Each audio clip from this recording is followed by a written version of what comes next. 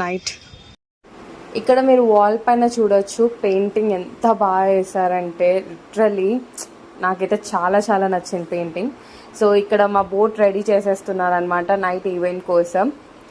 నాకైతే వాళ్ళు అందులో నడుస్తున్నారు, నాకు చాలా స్కేరీగా అనిపించింది, ఎందుకంటే అందులో ఎక్కడ పడిపోతారని చెప్పేసి. అది ఎంత లోతు ఉంటుందంటే 3 floor బిల్డింగ్ పడుతుందంట అందులో. సో కిడ్స్కి అలో లేదండి ఈ ప్లేస్లో. సో మా డాన్స్ షో స్టార్ట్ అయిపోయింది, క్లాసికల్ కథకలి.